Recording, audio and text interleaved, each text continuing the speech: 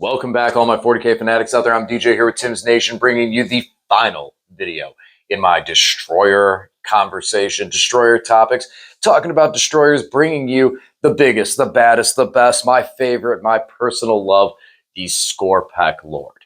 Yes, it's obviously a very biased opinion in there. I love Skorpekh, love the Skorpekh Lord, and I've been really happy to talk about this guy because I definitely, out of all of them, think he is a hidden gem that a lot of people have looked at his stat line and they're afraid to pull the trigger. They're afraid to put him in there for a lot of reasons, whether it's because he's a character, whether it's because he's X amount of wounds, whether it's because Skorpekh's this, that, any of the reasons. And I want to try and kibosh those so we can get more Skorpekhs on the channel, or on the table, on the channel, on everything, all over the world. Skorpekh Nation, love it. Guys, if you haven't subscribed to the channel already, please do turn on the bell for notifications, get notified on all of the content that we bring here on the channel, including the battle report that'll be coming this week, where I will be bringing a destroyer army, entire destroyer army, nothing but destroyers and one Canoptic Reanimator, and everything destroyers, all day, every day, and once on Monday. All right, let's talk about the Skorpekh Lord. Now, before we get into this, Skorpekh Lord is able to join only one unit, and that is the Skorpechs. He gives lethal hits to them, and remember, the Skorpechs also come with a plasma sight. You get one of them, it's basically a marker, you pop it, and the squad gets devastating wounds. So he would get devastating wounds as well. So I want to keep that as a reminder as we start talking about the Skorpekh Lord himself and what he's able to do. Segue into Skorpech's stat line. Let's talk about the Skorpekh Lord and his stat line. So, much like the Skorpechs, he is a movement of 7. But wait, he is a T7 as well. 3 up saves, 6 wounds, leadership 6, objective control value 2. So he's a little bit tougher than the standard Skorpekh, which is good towards the end if he's by himself, which there's going to be some situations where he's going to be. This is not a character that, when the squad dies, he does not go down easy. And I noticed this is the first game I played with the Zeris build. At the end, I had all 3 Skorpekh Lords left alive. So he's a little bit tougher. He's got that 3-up save. And also, he's got a 4-up invulnerable save. Now, whoa, buddy. He is a tough cookie to crack. Realize that. We're talking about a 6-wound character that for 1 command point can stand back up with half his wounds remaining and has a 4-up invulnerable save. He's very tough, and a toughness 7 on top of that too. This is a tough dude. And since he's a character, I know we're all stuck on taking the Centripetal Weave on a Transcendent Catan because it's super powerful, but think about it on a Skorpekh Lord. Skorpekh Lord with a 4-up invuln, 4-up feel no pain, 6 wounds, T7, and the ability to stand back up on top of being able to get escorted across the field with a squad of Skorpechs. What does that all mean? What does he do? All right, weapons first. So, the Skorpekh Lord, he's got a gun. Pretty cool. It's a rapid fire 2, 18-inch range, 2 attacks, ballistic skill 2, strength 6, AP 1, 1 damage. So not really that much there. It exists. You know, rapid fire 2, so you get 4 shots off of it. Okay. Combat. So combat, he has 2 options. We like to call a striking and sweeping profile. He's got a claw and a blade. So his sweeping profile is 8 attacks, weapon skill 2, strength 6, AP 1, 1 damage. Not bad. Not great going into Marines with things like armor or contempt, but that's not what you're going to go into Marines with. And this actually makes sense to use his striking profile, especially going into Marines. 4 attacks, weapon skill 2, strength 10, AP 3, flat 3 damage. That is a Terminator killing profile. That is a Marine killing profile. That is a lot of tougher, more elite units. That's the profile that takes them down and hitting on 2s. And since when he's leading a unit, we will get over to that in a minute. Wait, I'm getting ahead of myself. Let's jump over into that. Let's talk about that. What does he bring for these abilities? Because it really matters going over into his weapons.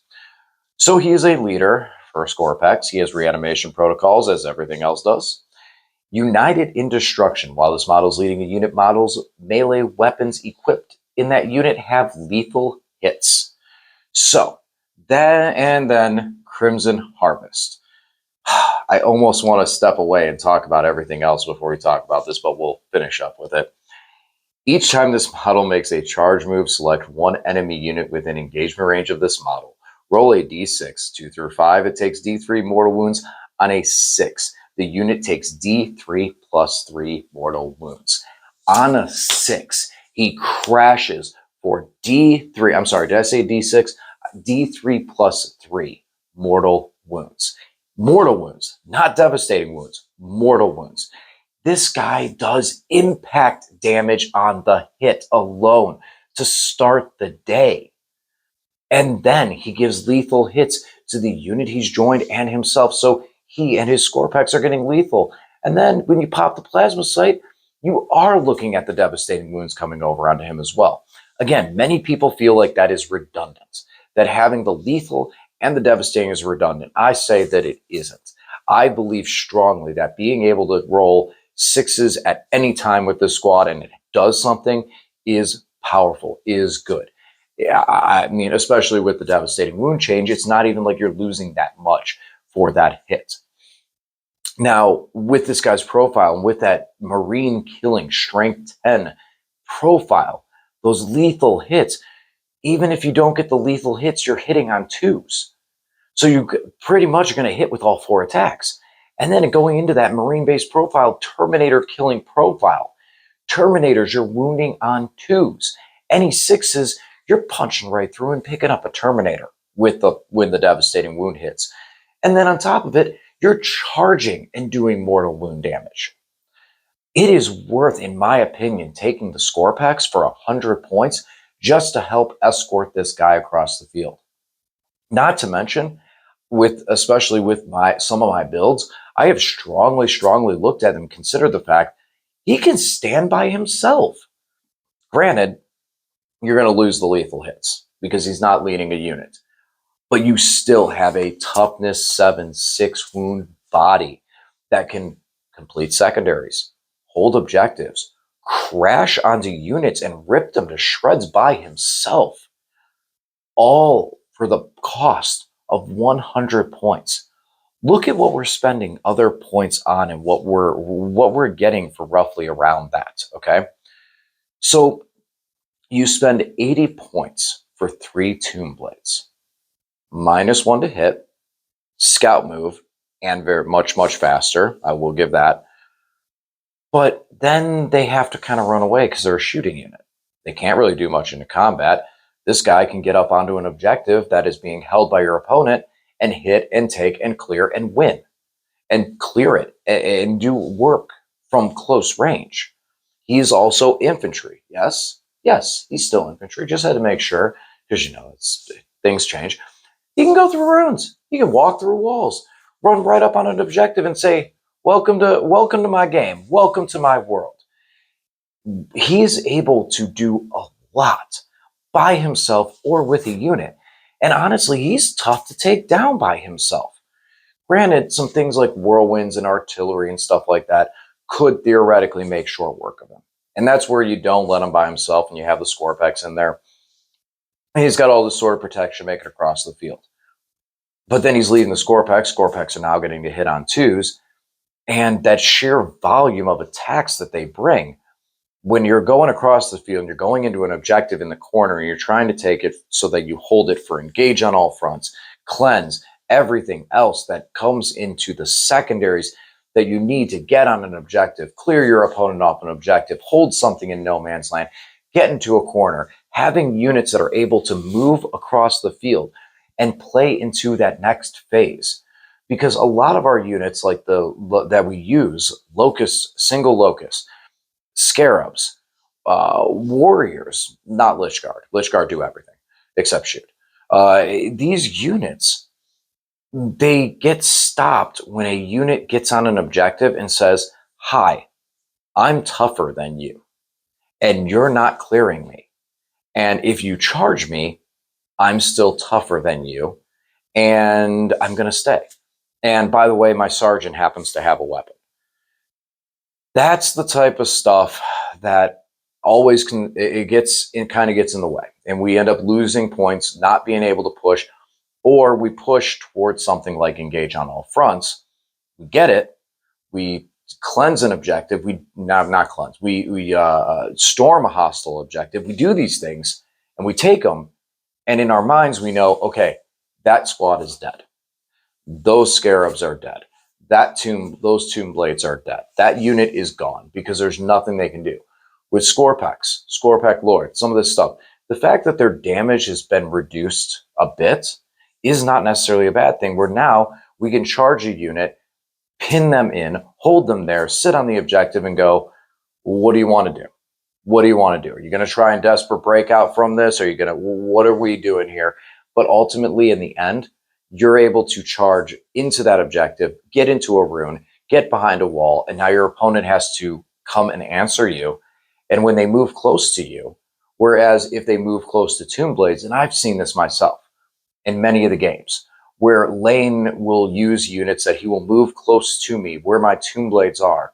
And my Tomb Blades ended up at a point that they're just hiding behind a wall and floating out of the way and just going, please, please, please, maybe 5 ups be true. 5 ups save me. Don't run away. These guys go, come at me, bro. And you get in there and then they charge and then they hit and then they tie you up and are able to do damage. And the Skorpekh Lord is the sledgehammer that we need for that unit. Because when that unit charges and that Skorpekh Lord is attached to it, first thing he does is punch for some mortal wounds. So he's able to hit a vehicle and start that damage column going. And then when you look at everything else and you start rolling the dice and it goes, and you look at everything, you end up putting out a sufficient amount of damage to pick those things up, pick up those vehicles, pick up these tougher units that your opponent may not be prepared to lose and take that corner. Now, once again, like in 9th edition, we were running Skorpechs by themselves. We put a Chronomancer to give them a 5-up invuln, and they were able to take on the entire world. And that's not what this guy's able to do. He's not going to take out some of the other bigger star-like units in the game. But what he is going to be able to do, he's going to be able to charge and do damage for mortal wounds. Guaranteed damage that he's going to be able to push through. Unless you roll 1. But damage. And when it comes to a point that you're able to move to the outside, clear your opponent's path, clear all your opponent's resources from the corner, and then your opponent pushes on the center or pushes in a certain way, and you're able to put them and pin them down, you can then hit and just hit precisely where you want to hit with those Skorpekh Lords and start removing key elements from their army that may make it impossible for them to score for the rest of the game. I'm a big believer in Skorpechs and Skorpekh Lord. And like I've said in multiple other videos, my Xeris build is 3x3 Skorpekh and 3 Skorpekh Lords. And I'll keep it that way. Running these guys by themselves, I have 6 units that I'm able to utilize this for. And it makes my army turn really, really wide. These guys are only 100 points, 100 points for this package. Look over that stat line again and realize the 4-up invuln and everything that's on there. At 100 points, these guys are a menace. They're so cheap. And if you haven't run them yet, I highly recommend it. Don't expect that they're going to go rushing in the middle and take out your opponents. As I've said before, your opponents, like their focus of their army, their real army. And when I say real things, I mean what they're dedicating around their army and their biggest point of it. Every army has extra stuff they put in there. Stuff to be able to play secondaries, hold the board, screen, etc., etc., etc. These guys are going to be able to clear that stuff in better fashion than a lot of other units can.